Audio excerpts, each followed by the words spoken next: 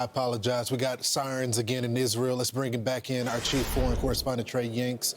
Trey, what's happening on the ground? Yeah, just stay with me here. We're going to just check out here. If you can pan out here to the sky, we just had more sirens in central Israel. You can see that missile interceptors just were fired off from a number of directions to try to intercept the incoming ballistic missile fire targeting this city. This is the second round of sirens that we have had in just a matter of minutes. And that smoke that you see there just at the top of the screen is what's left of the contrail from the missile interceptor. As Israel comes under attack from multiple different directions, this is still all coming from the Iranian regime. The proxies from Hezbollah in southern Lebanon or the Houthis in Yemen have not yet fired on Israel, but Israel remains prepared for that possibility. Just to zoom out here in terms of what we know, a senior Israeli official tells Fox News that Iran's supreme leader, the Ayatollah Khamenei, and Iran's president, Masoud Pezeshkian, you could hear that boom in the distance as these missiles are being intercepted. But those two top individuals in the Iranian regime were targeted, according to this official. And this is an indication that the Americans and the Israelis are going for the more advanced option in terms of what could be done against the regime. And I want to just show you on my phone here. These are the missile alerts that are coming in right now.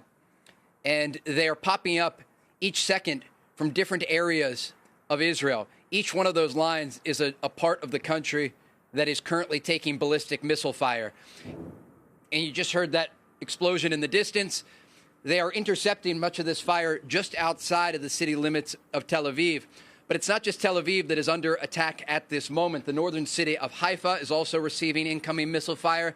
There were sirens earlier today in Jerusalem. And there's a real understanding that while the Iranians are at this point not able to overwhelm Israel's missile defense systems, they can still strike deep into this country. And that is the reason that you see, just with your last guest, Eylon Levy, the former spokesperson for Israel's president, that people are in bomb shelters, millions of them in this country, understanding that this war is just getting started. Guys? Trey, what is that like? And we can't relate to that because we don't live our lives like that. You're getting alerts, it looks like, constantly. It looks like maybe every second, a few seconds or every minute, because it's on your phone right now. What happens? How do you respond to that? Because obviously you're working right now. You're not going into a shelter, which does make us fear for you.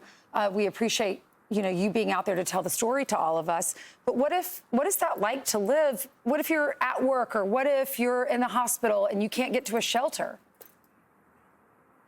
Yeah, I want to take you through what the life is like here and what the Israelis think about what's happening as we speak. The Israelis have been at war since October 7th, when Hamas launched that cross-border attack from Gaza in October of 2023. This led to a domino effect across the region, and it's included thousands of missiles and rockets being fired into this country. Just this morning, when Israel was conducting the initial strikes against Iran, an alert went out on phones that people needed to head to shelters, and then air raid sirens sounded across the entirety of Israel. 10 million people immediately heading into bomb shelters, understanding that Iran would respond with ballistic missile fire. Now, despite the fact that they're living in these abnormal conditions here, they're actually quite happy across the board that this is happening, because Israel, like the United States, sees Iran as an existential threat. They understand that Iran was the major roadblock in the way of President Trump's efforts to create peace in the Middle East.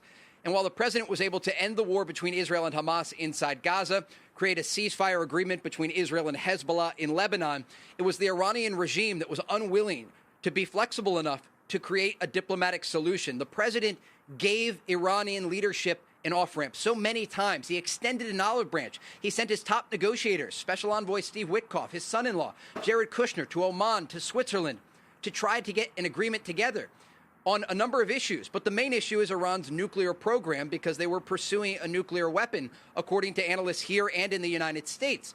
But also Iran's ballistic missile program that they are currently using as we speak against Israel and against U.S. forces in the Gulf. They are launching missiles toward American troops in the Gulf, in Qatar, in Bahrain, in the UAE. And the third thing has to do with their support of these regional proxies like Hezbollah, like the Houthis, like Hamas. And when the president saw the crackdown on demonstrators earlier this year, he says 32,000 people were slaughtered by the Iranian regime. And he promised to help them. And that is what we are seeing here. And the Israeli people largely agree with this operation that is unfolding. They know as long as Iran, that regime's in power, there will never be a chance of permanent peace. Thanks so much, Thanks, Trey. Thank you, Trey.